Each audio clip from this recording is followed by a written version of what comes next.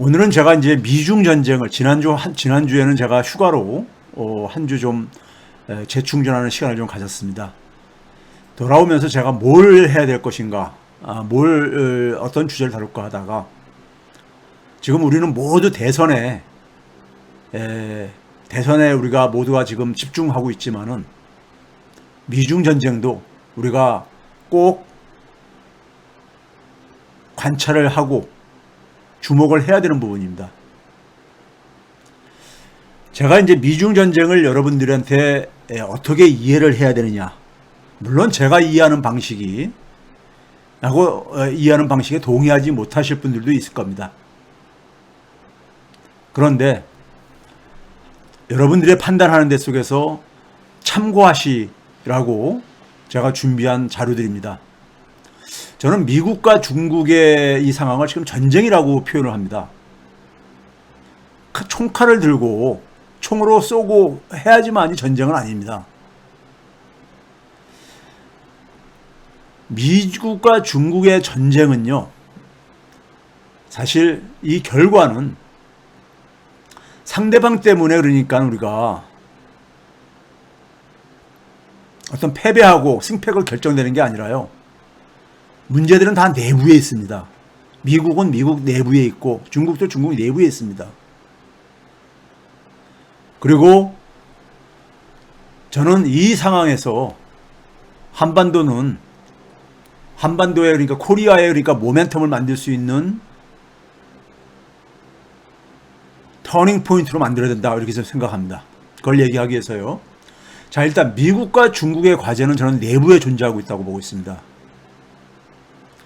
오늘 보니까요, 미국이 아프가니스탄에서 지금 이제 철군을 이번 달 말까지 완전 철군을 지금 목표로 하고 있는데, 아프가니스탄에서 탈레반이 조만간에 다 아프가니스탄을 다 점령할 거라는 이런 외신들이 들어오고 있더라고요.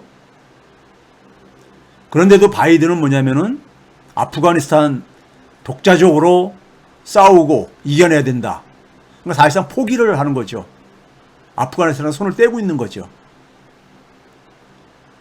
자, 이게 뭘 의미하냐면요, 아프가니스탄 전쟁, 그러니까 이라크 전쟁과 더불어 가지고 이 전쟁에 부시가 일으켰었던, 그러니까 이 전쟁에 2020년 기준으로요 2조 달러를 차입해서 이 전쟁을 치르기 위해서 지출을 했습니다. 미국이요. 여기에 따른 이자 비용이 현재 한 9,250억 달러로 달하고 있습니다. 이게 2030년까지는 이자만 하더라도 2조 달러, 2050년까지는 6조 5천억 달러까지 달할 걸로 미국 정부에서 추정을 하고 있습니다. 지금 미국은 지금 현재 혼자 힘으로 지금 미국에 도전하는 중국을 제압할 역량이 부족합니다. 자, 그 자료를 잠깐 한번 먼저 보여드릴게요. 이게 미국의 경제력, 이게요,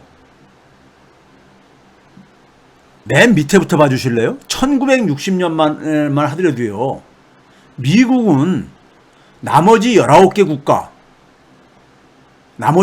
국가요. 미국이 세계 1위였었고요. 나머지 19개 국가, 여기에 이제 독일은 빠졌습니다. 데이터가 없어가지고요. 한 19개 국가의 GDP를 합친 것보다 미국이 컸습니다. 1960년만 하더라도요. 미국이라는 한 나라의 GDP가, 경제력이요, 70년까지만 하더라도 미국 다음에 8개 국가의 경제력을 다 합친 것보다 미국이 조금 더 컸습니다. 2등인 독일이 미국의 한 5분의 1 정도뿐이 안 됐었습니다. 80년부터 한 2000년까지 일본이 그러니까 2위로 부상을 하죠. 그런데도 일본이 최대 부상에도 50%를 넘은 적이 없습니다.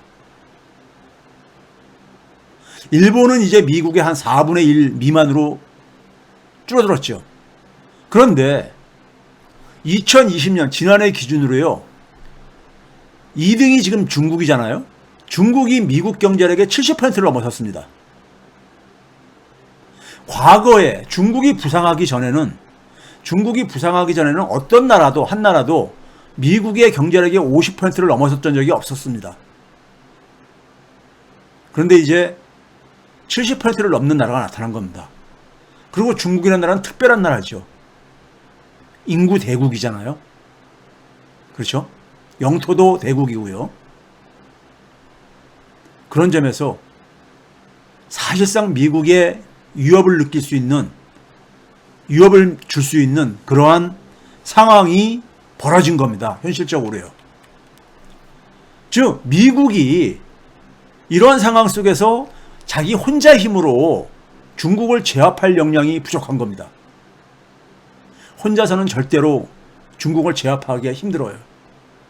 중국을 제압하지 않으면은 지금 제가 과거에 얘기했듯이 중국이 지금 턱 밑에 칼 쫓아오고 있습니다. 근데 미국은 과거처럼요, 앞을 향해서 진보를 계속 하지 못하고 있습니다. 2010년대 이후에 중국의 그러니까 진보가 상대적으로 정체 상태에 빠지고 있습니다. 근데 중국은 턱 밑에 칼 쫓아오고 있습니다. 예를 들면은 인공지능 기술이 중국이 미국하고 경합을 벌일 정도로요, 쫓아오고 있습니다. 전기차 같은 경우는 중국이 전 세계 40% 이상을 만들고 있고요. 그렇죠? 그러다 보니까 미국 입장 속에서는 과거에 다 했던 얘기들입니다. 시간이 없기 때문에 그런 얘기를 반복하지는 않겠습니다. 미국 정부가 역량이 그러니까 한계에 도달한 거예요. 그러면 중국은 제압을 해야 되겠고, 하늘에 태양이 하나뿐이 없듯이요, 중국과 그러니까 같이 그러니까는 공존하는데 미국은 익숙하지가 않습니다. 중국을 제압하고 싶은 거죠. 더 크기 전에. 근데 자기 혼자는 해결할 힘이 없어요. 그럼 어떻게 되겠습니까? 동맹을 규합해야 되겠죠. 동맹을 규합해야 될 겁니다. 그게 바로 뭐냐? 뒤에서도 얘기하겠지만요, 바이든은 뭐냐면은 민주주의라는 가치 동맹을 지금 구축하고 있죠. 대한민국한테 손을 내민 이유도 미국이 그만큼 상대적으로 혼자 힘으로 해결할 수 없기 때문인 겁니다. 제가 한미 정상회담에 대한 평가 얘기하면서 얘기를 했잖아요. 그러면은 이거는 뭘 의미하느냐? 과거에 미국이 절대적인 그러니까 강국이었을 때, 소위 지완이었을 때는 이런 협력이 필요 없었습니다. 그냥 요구를 하면 됐었던 겁니다. 즉 국가 간의 관계에서 새로운 국면이 전환될 수 있음을 의미하는 겁니다. 반면에 중국은요, 올해가 중국 공산당 100주년, 그리고 2049년이 중국 정부 수립에 또 100년이 되는 해죠. 2049년까지 소위 중국식 선도국가를 표방을 하고 있죠. 세계 최강이 되겠다 이거죠. 이거를 차질 없이 그러니까 추진해야 되는 과제를 갖고 있습니다. 그런데 미국의 압박이, 거세게 압박에 직면하고 있는 겁니다. 그러면 중국 입장 속에서 미국의 압력을 무력화시키면서 자신들의 그 선도국가 목표를 추진하는 것이 과제일 수밖에 없습니다. 자, 미국과 중국의 상황을 간단하게 이렇게 좀 먼저 소개를 했다면요, 미국이 지금까지는 미국의 문제를 해결하기 위해서 미국의 소위 주류층들, 엘리트들이요, 자신들의 역할을 좀 했었어요. 예를 들면은 한국 전쟁을 위해서 미국이 엄청나게 국가 자원을 동원을 했죠. 국가 채무가 엄청 증가를 했습니다. 그렇죠? 그런데 국가 채무가 증가하다 보니까는 그 국가의 빚을 갚기 위해서 최상위 소득계층들이 고율의 세금을 그러니까는 다 수용을 했습니다. 자신들이 그러니까 보다 더 세금을 많이 내서 소위 오블리스 노블리제를 실행한 거죠. 베트남 전쟁의 때도 그러한 것은 작동을 했습니다. 미국 엘리트들의 이러한 헌신들은요. 그런데 2000년대 이후에 아프가니스탄과 이라크 전쟁을 하면서는 오히려 부자들은 세금을 오히려 더 줄였습니다. 국가의 이익을 위해서 자신들의 봉사나 헌신은 없었던 거죠. 그렇죠? 이게 이제 미국의 지금 현재 모습입니다. 21세기에. 자, 중국 같은 경우는요.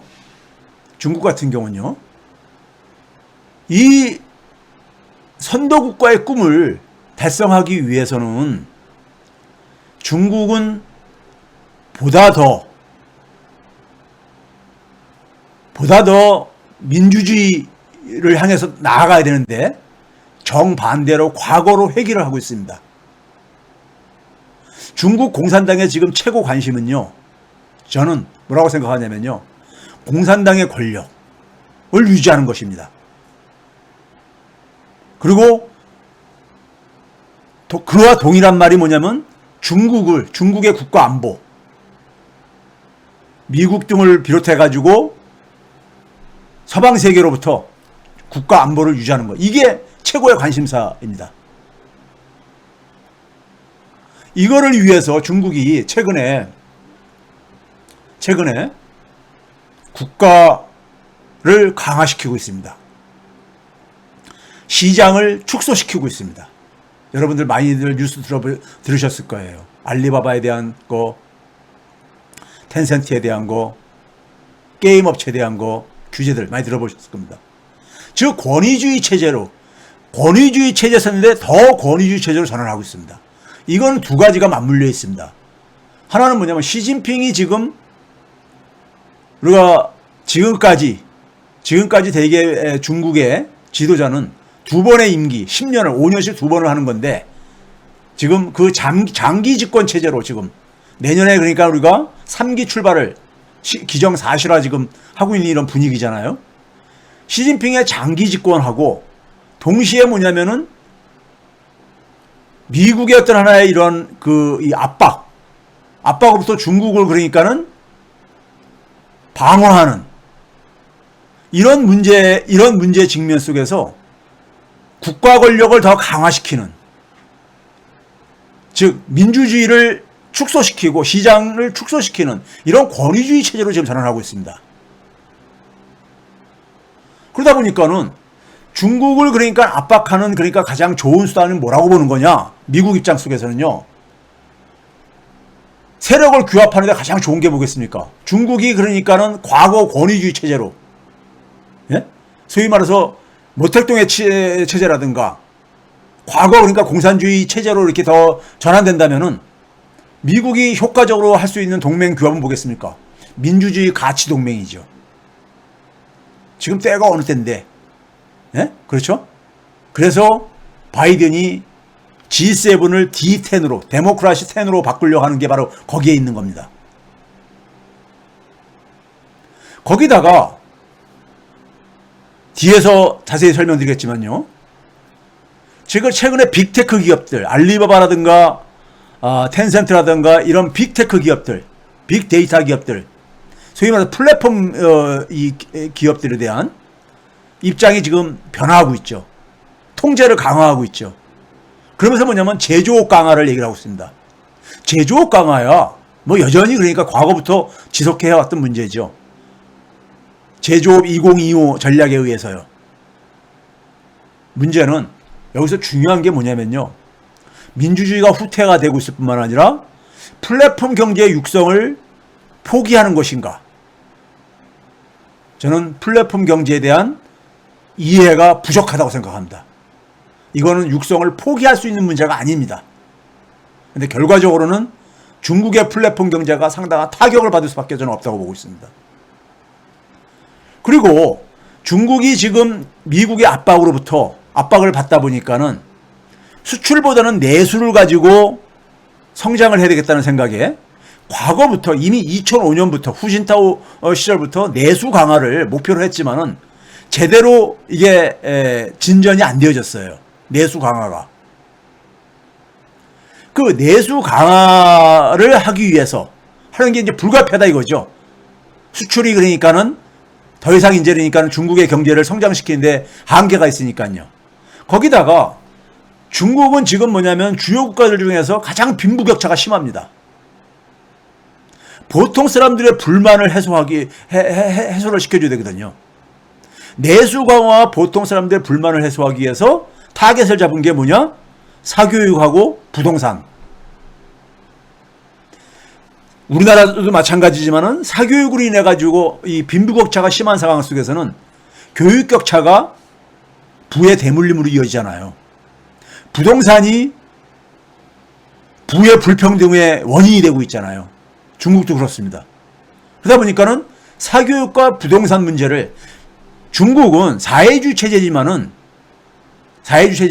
우리가 알고 있는 그 사회주의 체제와 달리 자신이 그러니까는 사회 보장이 굉장히 취약하다 보니까는 주거 문제도 그러니까 국가가 보장해 주지 않고요. 예?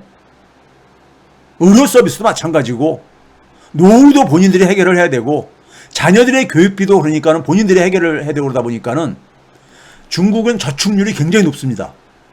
그러다 보니까 소비가 그러니까는 가계의 소비가 굉장히 낮을 수밖에 없어요. 가계 소비가. 그러다 보니까 내수 강화가 안 됐었죠. 그러니까 내수를 강화하기 위해서는 이 사교육을 없애야지만이 교육비 지출을 좀 줄일 수 있을 것이다. 그리고 부동산 이 투기를 잠재우고 소위 말해서 공공주택을 우리처럼 장기 공공임대를 많이 해줘야지만이 사람들이 소득 중에서 좀 소비를 많이 할 것이다. 이런 지금 생각으로 지금 거기다가 뭐냐면 이렇게 하게 되면은 보통 사람들은 상당히 지지를 하지 않겠느냐. 시진핑이 지금 장기 집권 체제도 열어야 되겠고 하는 이러한 목표를 가지고요. 지금 이러한 이제 꿈을 가지고 지금 최근에 이런 국가를 강화하고 그다음에 시장을 통제를 하고 있는 겁니다. 근데 저는 일자리 문제를 해결하지 않는 한 내수 강화는 어렵다고 봅니다. 근본적으로요. 사교육 시장 통제하고 부동산 시장을 규제하고 공공임대를 좀 더 공급한다고 해가지고 크게 개선될 가능성은 저는 크지 않다고 봅니다. 자, 이제 좀 구체적으로 들어가서요. 이제 우리는 그래서 이 미국과 중국과의 전쟁에서 코리아 모멘텀을 만들어야 된다는 게 제 이제 결론인데요.